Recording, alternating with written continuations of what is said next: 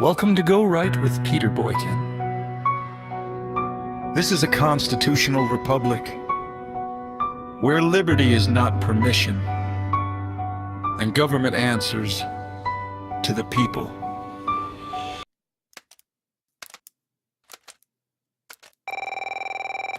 Hey girl, what you doing? Oh, I'm not that busy. I'm helping Joe Biden hide all his documents. I ain't got nothing else to do, and I'm about waiting on Peter Boykin's Go Right News to come on. But I can talk. Remember, we fight for what's right because it's time to go right.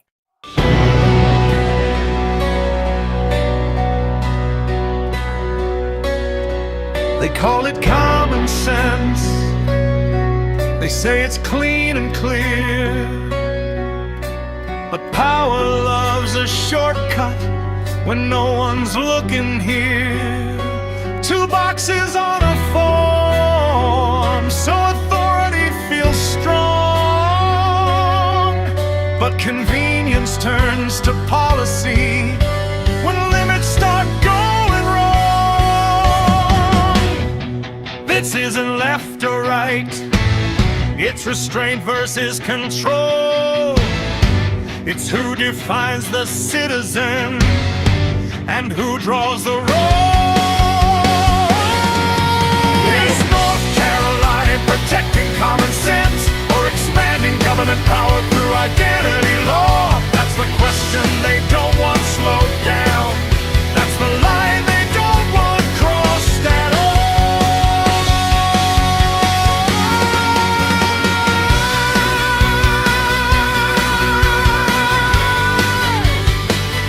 To Go Right with Peter Boykin. Let's talk about power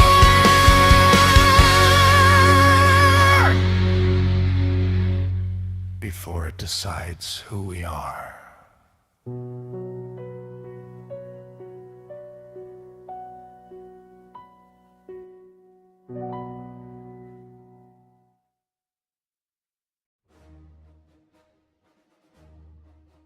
Welcome back to hashtag Go Right with Peter Boykin. I am Peter Boykin, your host of this show, hashtag Go Right with Peter Boykin.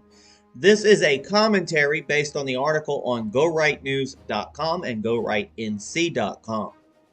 And today we ask, if government can define identity for convenience, liberty becomes conditional. A free society does not require the state to approve of every individual choice. It requires the state to restrain itself from deciding which individuals deserve recognition in the first place. Once government claims the authority to define identity categories by statute, it crosses a quiet but dangerous threshold. The issue is not who wins this argument today, the issue is who controls the definitions tomorrow. Limited government does not mean the state picks fewer winners. It means the state claims less authority over personal life altogether. If Republicans truly believe that government power is dangerous when concentrated, they cannot celebrate its expansion simply because the target feels foreign or irritating. Power does not check party registration before it spreads. Precedent does not retire after one election cycle. There is a disciplined conservative argument available here, and it is not flashy. It does not trend well on social media, and it does not satisfy the urge to dunk on the other side. And that argument is this: let individuals live their lives. Let private decisions remain private, and let the state stay out of identity. Let taxpayers debate spending, and let government prove its authority before asserting it. A constitutional republic erodes not when liberty is attacked openly, but when restraint is abandoned selectively. One side cheers because it feels like order, and the other side panics because it feels like erasure. Meanwhile, the state quietly grows more confident in its right to define the citizen. And that is not conservatism. That is convenience masquerading as principle. Because if liberty only applies to people who make us comfortable, it is not liberty at all. It is permission. And permission can always be revoked. Folks, thanks for tuning in to hashtag Go Right with Peter Boykin. Please share this to all your social medias and follow us on Rumble and Kick and YouTube and everywhere else. that you can find great independent constitutional news from. God bless everybody. They call it common sense. They say it's clean and clear.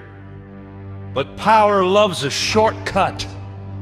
When no one's looking here, 2 boxes on a form. So authority feels strong, but convenience turns to policy when limits start going wrong!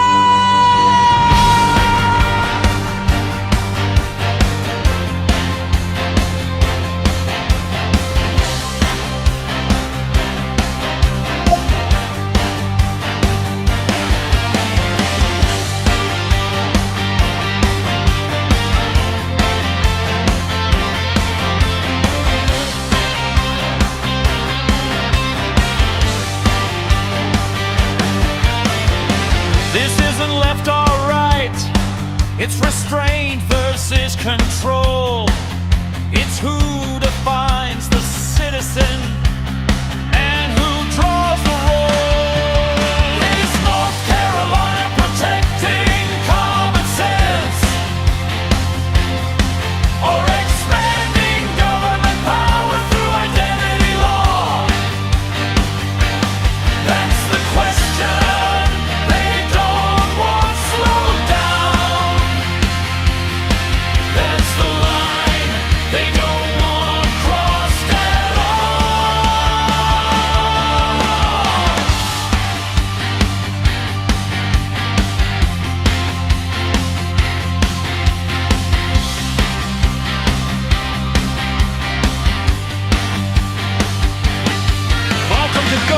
With Peter Boykin.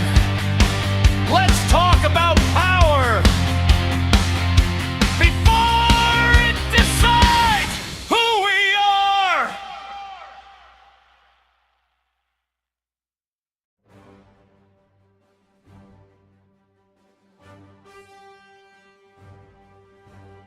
Is North Carolina protecting common sense or expanding government power through identity law? There is a familiar rhythm to how these debates unfold. A new rule is announced, applause erupts from one side, alarm bells ring from the other, and social media turns into a loyalty test. And almost nobody pauses to ask the only question that actually matters in a constitutional republic. What authority does the state have, and where does individual liberty begin? That question now sits at the center of the new rule in North Carolina, where the state has officially defined sex as male and female for legal recognition and prohibited the use of state funds for gender transition surgeries or medication.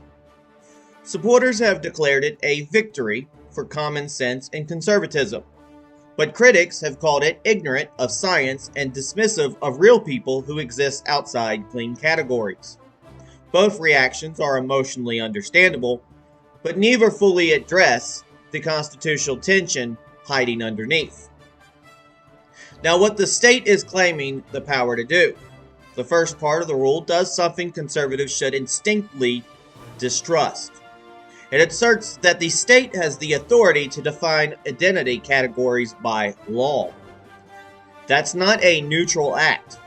It is not a passive recognition of reality. It is an active exercise of government power over how citizens are classified, recognized, and navigated through the legal system. Conservatism, at least as it is traditionally sold, is skeptical of this kind of authority. Limited government is supposed to mean fewer definitions imposed from above, not more. And when the state begins legislating identity instead of simply administrating law, it is expanding its role, not shrinking it. And this is where the contradictions begin. Because biology is not a cultural war talking point. The existence of intersex people is not a political slogan. It is not a progressive theory. It is a medically documented biological reality involving chromosomes, hormones, or anatomy that do not conform neatly to binary classification. A law does not make these people disappear. It simply makes them harder to legally process. When legislation is built on simplified assumptions that ignore known biological variation, the result is not clarity. It is confusion layered with litigation. And conservatives often argue that government should be grounded in reality rather than ideology. That standard does not disappear when the facts are inconvenient. And that's when we lead to public funding as a separate constitutional question. The second part of the rule deserves different treatment. Refusing to use state funds for specific medical procedures is not the same thing as banning those procedures outright. Taxpayer money is not unlimited, and citizens have every right to debate how public funds are allocated. From a constitutional perspective, this is where the state has firmer ground. Declining to subsidize something is a restraint on government spending, not a criminalization of private behavior. And limited government arguments actually apply here. But conservatives weaken that argument when they blur the line between, quote, the state will not pay, and, quote, the state gets to decide who you are. Those are not the same principles. They are opposites wearing the same label. Which leads us to audits, NGOs, and selective enforcement. Audits and calls to audit, the NGOs and social service departments, should stand on neutral principles of transparency and accountability. And when audits are framed as ideological punishment rather than physical oversight, they stop being conservative and start being reactionary. A conservative republic does not survive on selective scrutiny. It survives on equal standards applied consistency, even when that target is unpopular. Folks, you can read more about this on the GoRightNews.com and GoRightNC.com website. Thank you for tuning in. Please share.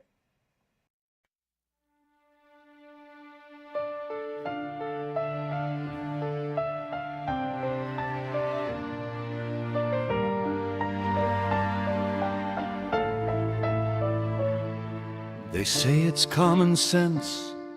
They say it's clean and clear. 2 boxes on a form so power feels secure. But when the state decides who fits and who does not, convenience turns to law and liberty gets caught. It starts with tidy language and ends with quiet chains. You don't lose freedom screaming, you lose it through the claims.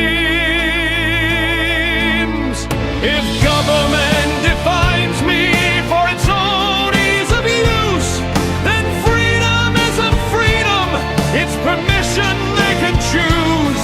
You don't need to like my life to let my rights remain.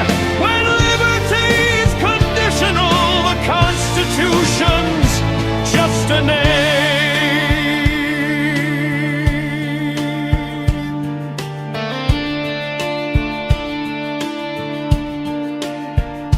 They won't pay for your choices, that's a line they can defend. But when they name your nature, that's where limits start to bend.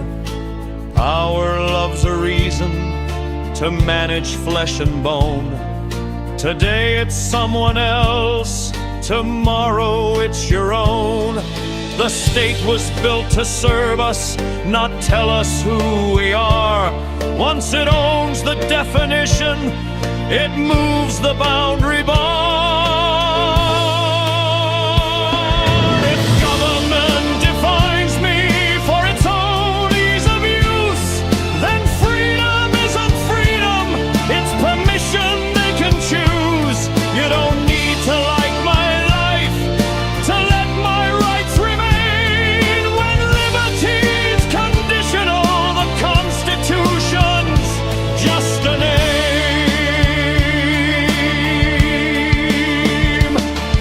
This isn't about approval, it's about restraint. This isn't left or right, it's the power you let paint. A box around a citizen, a label around a soul. Once precedent is written, you don't control the road.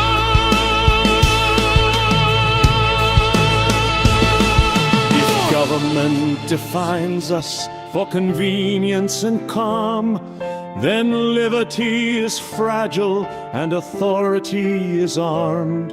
A republic doesn't survive by choosing who belongs. It survives by limiting power, even when it feels wrong.